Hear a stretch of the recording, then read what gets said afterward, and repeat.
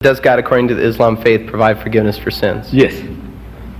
That forgiveness of sin is you sincerely repent of the wrongs that you have done. God forgives. He does not need blood, the blood of animals or of mankind, no blood. He says in the Holy Bible, he says in the book of Isaiah, he said, I forgive sins for my own sake, and I will not remember your sins. What he wants from you is come to him, sincerely make an effort, and forgive. And the parable in the Bible, the prodigal son, if you remember, prodigal son, in the Gospel of St. Luke, prodigal son, a father had two sons. Who is the father in this parable? God. He is the father. He's got two sons, means two types of his creation. One was who remains with the father, prays, does everything, nice, good chap, goody, good fellow. The other fellow, like most of us, he says, look, Dad, give me my inheritance, what belongs to me, my talents, all the talents, give it to me, and I will make into the world and fend for myself. And the loving father said, all right, I know it's not good for you, but since you asked for it, have it, there, take it. And the son took it, which we all take. See, the talents. He's given us a lot of talents. And he went out into the world, as the gospel describes, and met bad company, mixed with bad company, became a drunkard and what and not. Maybe had AIDS and everything. He's lying in the gutter, messing his pants. Now in that condition, he realizes that he would have been better off if he was with the father. So he makes a comeback.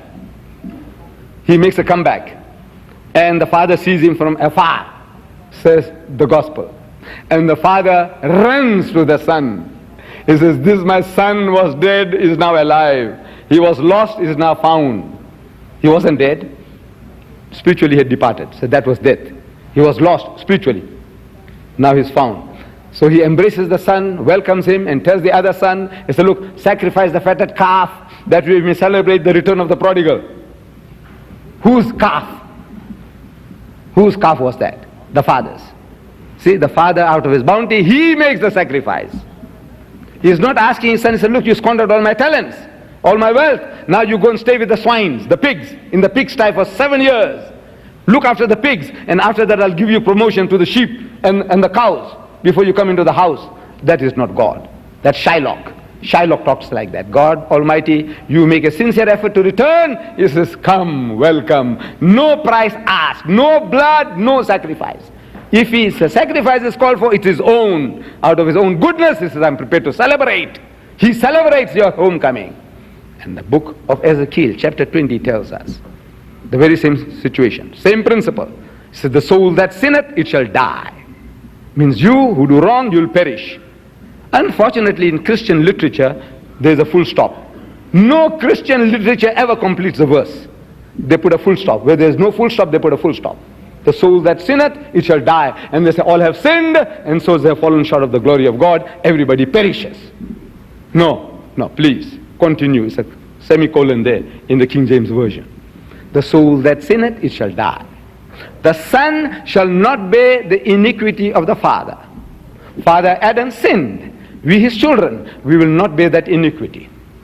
Neither shall the father bear the iniquity of the son. The son shall not bear the iniquity of the father, neither shall the father bear the iniquity of the son. His son, Adam's son, we, his children. Last June in San Francisco, 300,000 sodomites, you call them gays, they gathered on a pilgrimage led by 50 lesbians on motorcycles. God will not ask Adam, he said, look at your children, that's right. What are they doing? They're going to get AIDS. They'll get AIDS. No, God won't ask Adam. See, this is the law of God. He says, the wickedness of the wicked shall be upon him, and the righteousness of the righteous shall be upon him. The good thing the good man does, God says he'll get his reward. And the wicked fellow does wicked things, he will be punished. Way of salvation is there. He said, but if the wicked will turn, means repent, come back. But if the wicked will turn from all the sins that he has committed and do that which is lawful and right, he shall surely live, he shall not die. That is salvation. You come back where God wants you to be. You ask for forgiveness, God will forgive you. He's not like Shylock wanting a pound of flesh from you. He doesn't do that. He forgives sins for his own sake, not for your sheep and goats and Christ. Nothing.